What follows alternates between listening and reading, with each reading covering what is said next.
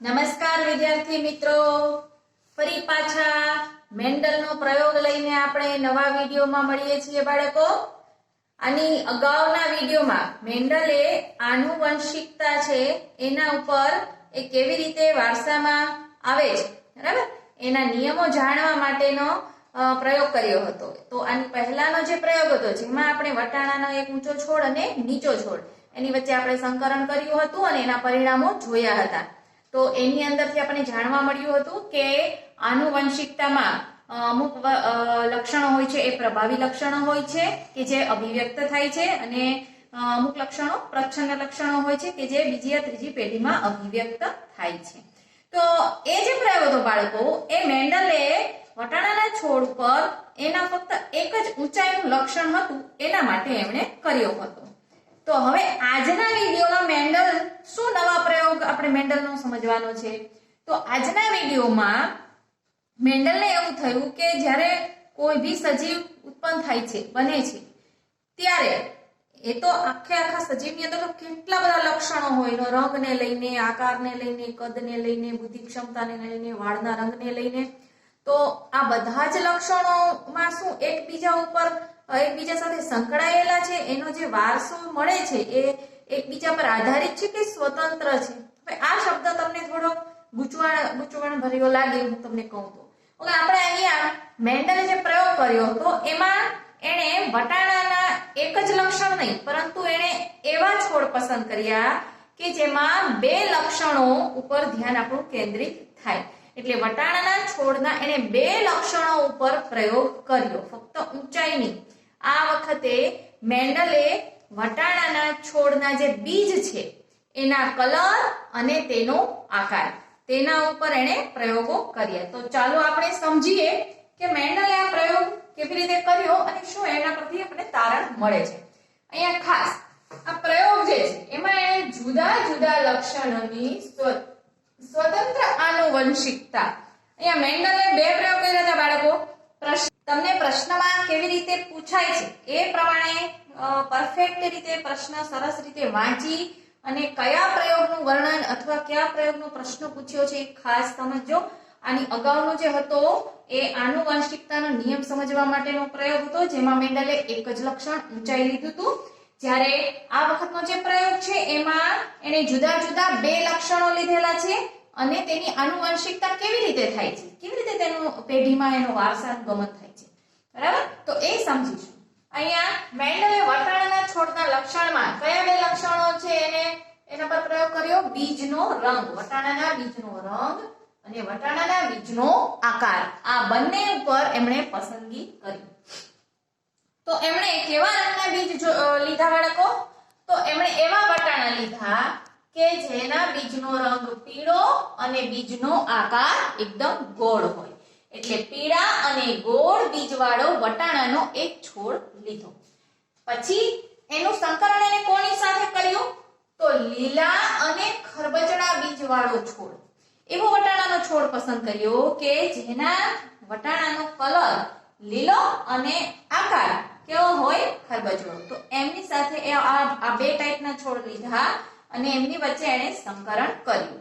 તો એનાથી જે નવી પેઢી F1 પેઢી એને મળી, જે આ પ્રથમ પેઢી મળી. આ પ્રથમ પેઢી બાળકો કેવી મળી? તો પ્રથમ પેઢી છે એમાં બધા જ છોડ જે થયા, એમાં જે વટાણા થયા એ વટાણાનો કલર અને આકાર કેવો હતો? પીળો અને ગોળ. પીળા અને ગોળ બીજવાળા બધા છોડમાં વટાણા લાગ્યા, બરાબર. તો એના ઉપરથી આપણે ખ્યાલ છે કે જે લક્ષણ પહેલી જ પેઢીમાં જોવા મળે એ લક્ષણ કેવું બને? પ્રભાવી લક્ષણ, બરાબર. તો આ પરથી આપણે કહી શકીએ કે પીળા અને ગોળ બીજ છે, બરાબર. એટલે કે કલરમાં પીળો કલર પ્રભાવી છે અને આકારમાં કયો આકાર પ્રભાવી છે? ગોળાકાર બીજવાળો આકાર. તો આ બંને લક્ષણો છે એ પ્રભાવી લક્ષણ છે. જ્યારે લીલો અને ખરબચડો રંગ છે, બરાબર, લીલો રંગ અને ખરબચડો આકાર, આ બંને લક્ષણો કેવા થઈ ગયા બાળકો? પ્રચ્છન્ન થઈ ગયા. તો આ F1 પેઢીના અવલોકન પરથી આપણને આ ખ્યાલ આવી ગયો. હવે ત્યાર પછી એને F1 પેઢીથી પીળા અને ગોળ બીજવાળા જે વટાણાના છોડ મળ્યા એ છોડ સંકર છોડ કહેવાય. આમ તો એટલે જે પહેલાના જે શુદ્ધ છોડ હતા ને કે જેમાં ફક્ત પીળા અને ગોળ બીજ વાળા અને ફક્ત લીલા અને ખરબચડા બીજ વાળા છોડના જ જનીન હોય એ નહીં. હવે જે મળ્યા એ કેવા છોડ બને? F1 પેઢી વાળા એ સંકર છોડ.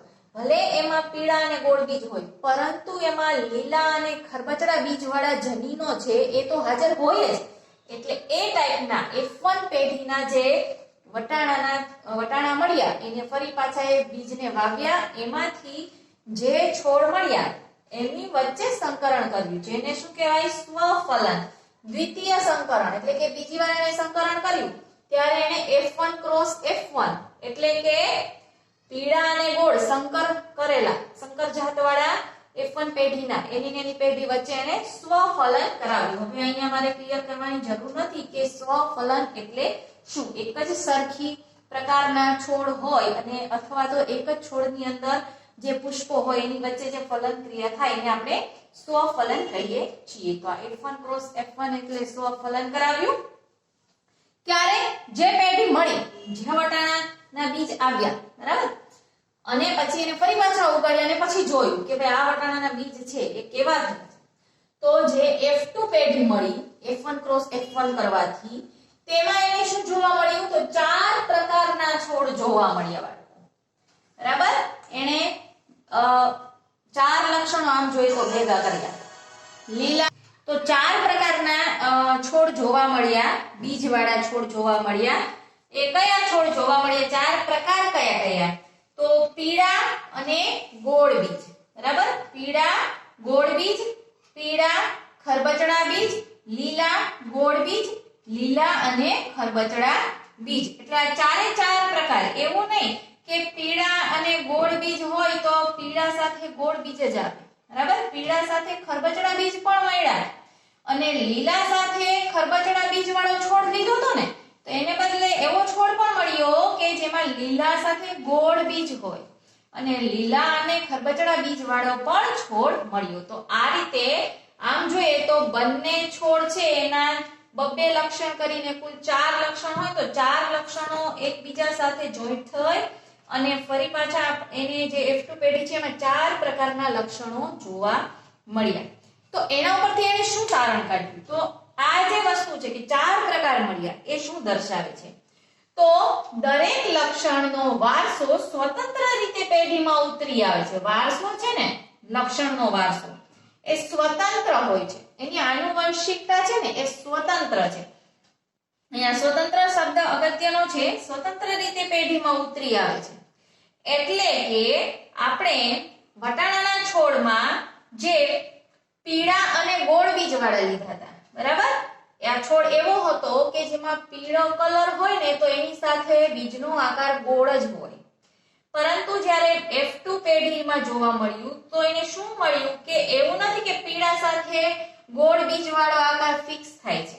બરાબર, તો પીળા સાથે ગોળ બીજ વાળા વધારેમાં વધારે મળ્યા એ વાત સાચી, પરંતુ પીળા જે કલર છે એની સાથે ખરબચડા બીજના જનીન વાળા બીજ પણ મળ્યા. એવી જ રીતે એવું નથી કે લીલા સાથે ખરબચડા બીજ વાળા છોડ છે. બરાબર, તો લીલા રંગ છે એ ગોળ બીજ ગોળ આકાર સાથે પણ આ બંને લક્ષણો લીલો અને ગોળ આકાર આ બંને લક્ષણો પણ મિક્સ થઈ અને બીજ મળ્યા. એટલે એવું નહીં કે ગોળ લક્ષણ છે એ પીળા ઉપર જ આધારિત છે કે પીળો જેમાં જાય ને એમાં જ ગોળ આકાર જાય. એવી જ રીતે આ ખરબચડું લક્ષણ એવું નથી કે આ લીલા ઉપર જ આધારિત છે એટલે કે લીલા કલરના વટાણા હોય તો જ ખરબચડું બીજ બને, એવું નહીં, અથવા પીળા કલરના વટાણા હોય તો જ ગોળ બીજ બને. એ રીતે આ બંને લક્ષણો છે, કલર અને આકારના લક્ષણો, એ એકબીજા ઉપર આધારિત નથી, એ સ્વતંત્ર રીતે એકબીજા સાથે જોડાય છે. બરાબર, પીળો કલર ખરબચડા સાથે પણ જોડાય છે અને લીલો કલર ગોળ સાથે પણ જોડાય છે અને એના કારણે આ રીતે આપણને 4 કલરના અથવા તો 4 પ્રકાર છે, કલર નહીં સોરી, પણ 4 પ્રકારના છોડની વેરાયટી મળી છે. તો અહીંયા એના ઉપરથી એ નક્કી થાય છે કે વારસો છે, કોઈ પણ લક્ષણનો વારસો એ સ્વતંત્ર રીતે પેઢી દર પેઢી ઉતરે છે. બરાબર, કે પીળો હોય તો ગોળ હોય આકાર વાળા જ હોય એવું નથી બનતું. બરાબર, એટલે લક્ષણોની આનુવંશિકતા કેવી છે? સ્વતંત્ર છે. હવે આપણે આ જે પ્રયોગનું અહીંયા મેં તમને વર્ણન આપ્યું, એ જ પ્રયોગને અહીંયા હજી વધારે સારી રીતે સમજવું હોય, થોડુંક ગોઠવણ કરીને ગણિતની ભાષામાં સમજવું હોય, તો અહીંયા એક ચાર્ટ આપ્યો છે. આ ચાર્ટ આપણે બાળકો ખાસ સમજવાનો છે. આ જે છે વર્ણન છે, આ જ વસ્તુનું વર્ણન આપણે ચાર્ટ દ્વારા પણ સમજીએ. ચાલો ફરીથી, પિતૃપેઢીમાં એણે શું લીધું? પીળા અને ગોળવાળો છોડ અને લીલા અને ખરબચડા બીજવાળા બે છોડ લીધા. એટલે સૌથી પહેલા જે લીધા એને પિતૃપેઢી કહેવાય. હવે પીળો કલર છે, એના જે જનીન છે, પીળા કલર લાવવા માટેના જનીન, એને આપણે યલો એટલે કે કેપિટલ વાય કહીશું. હવે આપણે ખ્યાલ છે કે દરેક લક્ષણની બે નકલ હોય છે, બરાબર? એટલે આ પીળા રંગના બે ડબલ વાય હશે. એવી જ રીતે આ જે બીજ તો એક જ છે, પણ એની અંદર આ ટાઈપના આપણે બે લક્ષણો જોઈએ છીએ, બરાબર? હવે આ ગોળ આકાર છે, તો ગોળ આકાર માટે જવાબદાર જે જનીન છે એને આપણે રાઉન્ડ ઉપરથી કેપિટલ આર કહીશું, બરાબર? અને આવી કેટલી નકલો હોય છે દરેક લક્ષણની? કેટલા જનીનો હોય છે? જનીનોની બે કોપી હોય છે, બરાબર? એટલે ડબલ આર. તો પીળા ગોળ એટલે શું? તો capital Y Y and capital R R. મેં અહીંયા પીળો કલર નહીં, પરંતુ આ રાઉન્ડ શેપ થી આને તમારે પીળો ગોળ આકાર સમજવાનો છે. લીલો ખરબચડું, મેં બીજ દોરી આપ્યું છે. હવે એના જનીનને મારે કેમ લખવું? તો લીલો કલર છે, અહીંયા કેપિટલ વાય છે, તો લીલા કલરના જનીન છે એને હું સ્મોલ વાય વડે દર્શાવું. ખરબચડાના જનીન છે, આ કેપિટલ આર છે, તો હું એને બીજી એબીસીડી ના આર વડે દર્શાવું, બરાબર? તો આ રીતે આ બંને જનીન છે, બરાબર? એની વચ્ચે આપણે શું કરીએ છીએ? સંકરણ કરીએ છીએ. એનાથી આપણને કેવી પેઢી મળે છે? પહેલી પેઢી મળી. તો આ જે પહેલી પેઢી મળી એ કેવી મળી? પીળા અને ગોળ બીજ વાળી મળી. પરંતુ આ પીળા ગોળ બીજ છે એના એ જ આમાં જનીન નથી, આ બંનેના મિક્સ થઈને આવે છે. તો આ જે સંકર બીજ કહેવાય આને, બરાબર? તો આ પીળા ગોળ સંકર બીજ કેવા આવ્યા? તો એ આવા આવ્યા, કેપિટલ વાય અને સ્મોલ વાય, કેપિટલ આર અને સ્મોલ આર. તો આ જે પીળા ગોળ છે ને એ ભલે આપણને આ પ્રભાવી જનીન છે એટલે અભિવ્યક્તિ તો પીળા અને ગોળની જ થવાની, પણ એની અંદર સ્મોલ વાય અને સ્મોલ આર વાળા જનીન તો આવવાના જ છે. એટલે આ જે પીળો ગોળ જે છોડ છે ને એ સંકર છોડ કહેવાય, જ્યારે આ પીળો ગોળ છે ને શુદ્ધ છોડ કહેવાય, બરાબર? એની અંદર આ લીલા ખરબચડાના જનીન નથી. તો આપણે જે આ F1 પેઢી સંકર પેઢી મળી ને, હવે એની વચ્ચે એને ફરી પાછું સ્વફલન એટલે આ એક જ ટાઈપના બે છોડ લીધા અને એની વચ્ચે એને શું કર્યું? F1 ક્રોસ F1 એટલે કે બંને પેઢી વચ્ચે સંકરણ કરાવ્યું. તો એમાંથી બાળકો કેવી રીતે અહીંયા પેઢી મળી? તો જુઓ, અહીંયા આ F1 પેઢી છે, એના જે બીજ છે એના જનીનને આપણે આમ લખીશું, capital Y small Y, capital R small R, cross capital Y small Y, capital R small R. હવે આ બંનેનો ક્રોસ કરીએ તો આ બંને વચ્ચે જે સંકરણ થાય એનાથી કઈ પેઢી મળે છે? F2 પેઢી. આ F2 પેઢી જે છે, આ જે F1 પેઢી છે, આ બંને વચ્ચે સંકરણ કરાવ્યું તો જે બની એ F2 પેઢી બની. આ F2 પેઢી છે બાળકો, એમાં 4 પ્રકારના આપણને છોડ મળ્યા, બરાબર? પીળા ગોળ, બરાબર? પીળા ગોળ, પછી પીળા ખરબચડા, લીલા ગોળ અને લીલા ખરબચડા. હવે અહીંયા આપણે આ જ વસ્તુ અહીંયા ટેબલમાં સમજીએ કે આ કેવી રીતે બનતું હશે. F1 ક્રોસ F1 એટલે કે F1 ની અંદર આવા 4 લક્ષણો 4 પ્રકારના પાછા બને, બરાબર? આ F1 પેઢી છે એમાં આ રીતે 4 રીતે ગોઠવાઈ શકે. મોટો Y મોટો R, મોટો Y નાનો r, નાનો y મોટો r અને નાનો y અને નાનો r. તો આ રીતે 4 રીતે આ જે અંદરો અંદર 4 જનીન છે ને એ એકબીજા સાથે 4 રીતે ગોઠવાઈને જોડી બનાવે છે, ફક્ત એક જ છોડમાં, બરાબર? એવી જ રીતે આ પાછો બીજો છોડ છે ને એના આમાં 4 ટાઈપના મળે છે, જે મેં અહીંયા લખેલા છે. 4 ટાઈપના જનીનની પેર મળે છે. હવે આ જે 4 ટાઈપના જનીનની પેર છે ને એની વચ્ચે જો સંકરણ થાય તો અહીંયા આપણને કેવા કેવા જનીનની પ્રકાર મળે એ જોઈશું. ચલો આ બંનેનો ગુણાકાર કરીશું, આ બંનેને ભેગા કરીને અહીંયા લખીશું. સંકરણ કરું એટલે ભેગા થયું. તો આ કેપિટલ Y છે એટલે કે y y, આર આર, આ કેપિટલ વાય અને કેપિટલ આર. હવે આ બંનેને આપણે જોઈન્ટ કરીને લખીએ તો કેપિટલ વાય અને કેપિટલ આર અને સ્મોલ આર. હવે આ બંનેને જોઈન્ટ કરીને લખીશું. અહીંયા આ સ્મોલ વાય છે તો અહીંયા કેપિટલ વાય સ્મોલ વાય અને કેપિટલ આર અને કેપિટલ આર.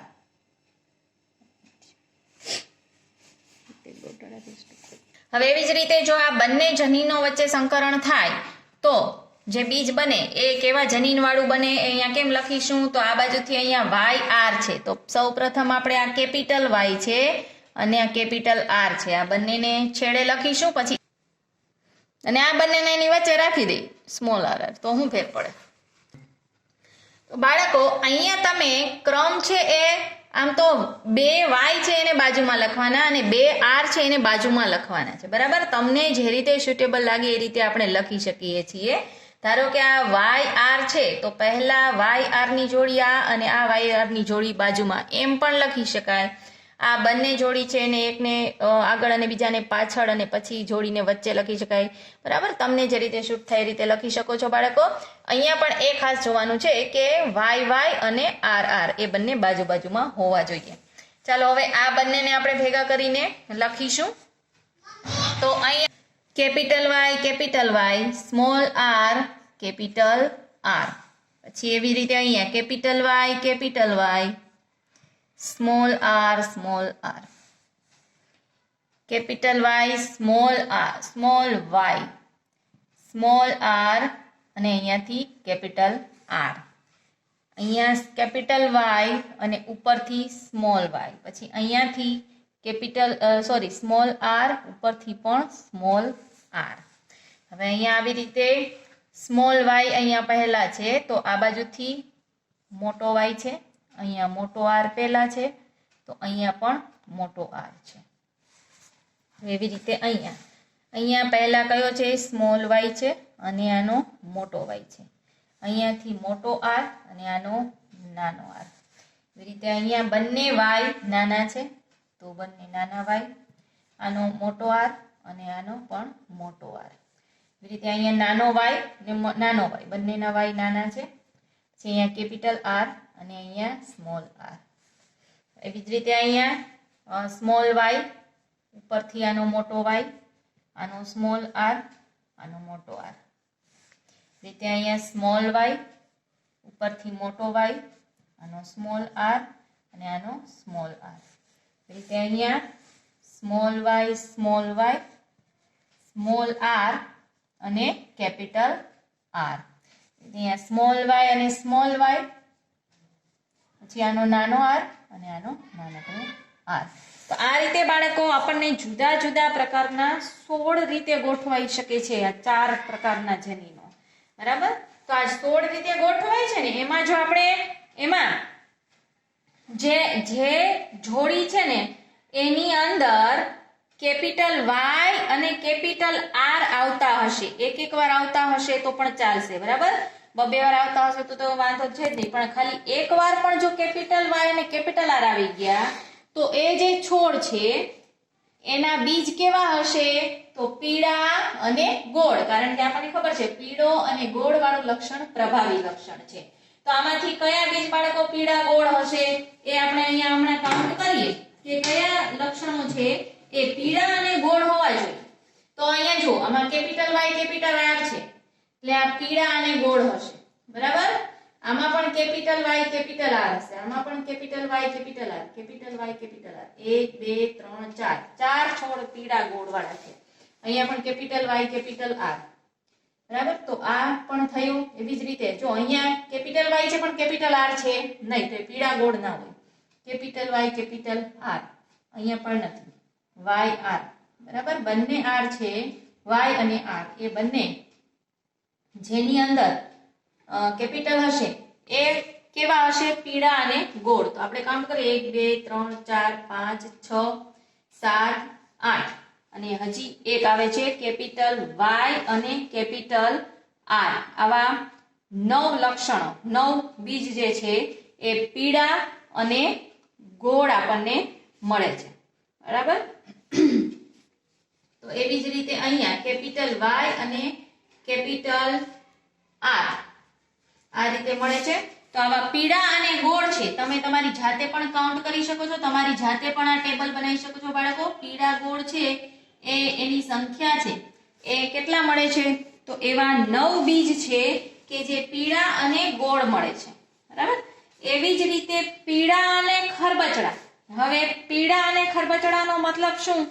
તો પીળો કલર માટે કેપિટલ વાય હોવું જોઈએ અને ખરબચડા માટે શું હોવું જોઈએ? Small R. તો તમારે આ પીળા વાય સિવાયના જેમાં કેપિટલ વાય અને સ્મોલ આર હોય, બરાબર, કેપિટલ વાય અને સ્મોલ આર હોય, તો એ કેવા બનશે?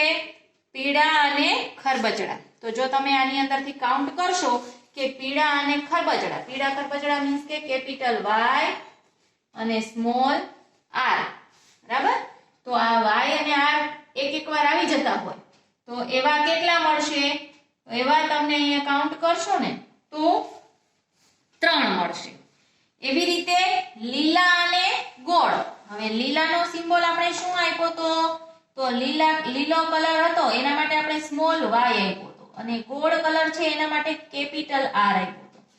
તો અહીંયા જે જોડીની અંદર સ્મોલ વાય અને કેપિટલ આર, બરાબર, એવું જે આવે તો એ કલર છે એ કેવો હશે? તો એવા 3 તમને મળશે. બરાબર. એને લીલા ગોળ કહેવાય. હવે લીલા હોય અને ખરબચડા હોય તો લીલા કલર માટે આપણે કેવો જનીન કીધું તો સ્મોલ વાય અને ખરબચડા માટે સ્મોલ આર. તો જેમાં 4 જનીન છે એ કેવા હોય? સ્મોલ વાય અને સ્મોલ આર. તો એવું કયા ખાનામાં બને છે? એક જ વખત બને બાળકો. આવ્યું. બરાબર. Small Y small R. 4 જનીન છે એ પ્રચ્છન્ન છે. તો ત્યારે આજે એક છોડ એવો બને છે કે જેમાં લીલા અને ખરબચડા જનીન હોય. બરાબર. લીલા ખરબચડા દાણા હોય. તો આ રીતે આપણે અહીંયા કાઉન્ટ કરી શકીએ છીએ કે પીળા ગોળ, પીળા ખરબચડા કેટલા મળે છે. બરાબર. મેન્ડેલિફે અહીંયા આ રીતે 16 બીજ ટોટલ થાય, પણ મેન્ડેલિફે 556 જેટલા બીજ હતા એ લીધા હતા. બરાબર. અને એને વાવ્યા હતા અને પછી એનું અવલોકન કર્યું હતું કે એની અંદર કયા છોડમાં કેટલા પ્રકારના પીળા ગોળ કે પીળા ખરબચડા આવે છે. તો મેન્ડેલિફે તો ઘણી મહેનત કરી હતી. આપણે થોડીક અહીંયા સામાન્ય ચાર્ટ બનાવી અને એની સમજૂતી લીધી છે. તમે પણ તમારી જાતે ચાર્ટ બનાવી અને કાઉન્ટ કરી જજો બાળકો. 9:3:3:1. તો આવા ગુણોત્તરની અંદર આપણને મળે છે. આનું કારણ એ કે સૌથી પ્રભાવી લક્ષણ છે એની સંખ્યા સૌથી વધુ મળશે. સૌથી પ્રભાવી લક્ષણ કયું છે? પીળા અને ગોળ. તો પીળા ગોળ માટે કેટલા બીજ મળવાના છે? સૌથી વધુ 9 બીજ મળવાના છે. તો આવી રીતે તમે કાઉન્ટિંગ કરી અને કરી શકો છો બાળકો.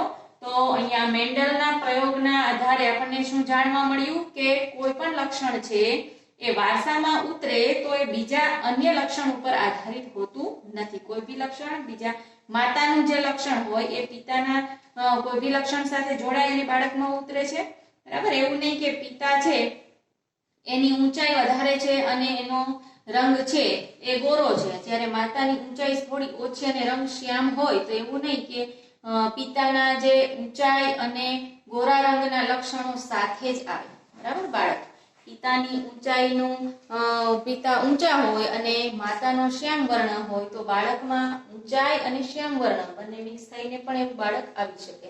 તો આવી રીતે લક્ષણો છે એનો વારસો છે એ કેવો હોય છે? સ્વતંત્ર હોય છે, એકબીજા ઉપર આધારિત હોતો નથી. એવું તારણ મેન્ડલે આ પ્રયોગ ઉપરથી તારવ્યું. તો હજી પણ તમે શાંતિથી વિચારી અને આ કોષ્ટક છે એ તમારી જાતે બનાવજો અને સમજજો તો તમને ચોક્કસ સમજાઈ જશે બાળકો. તો આપણે અહીંયા વટાણા વાળો પ્રયોગ સમાપ્ત થાય છે. હવે આવું શા માટે બને છે એ આના પછીના વિડીયોમાં બાળકો આપણે સમજીશું. ત્યાં સુધી સ્વસ્થ રહો, મસ્ત રહો. આવજો.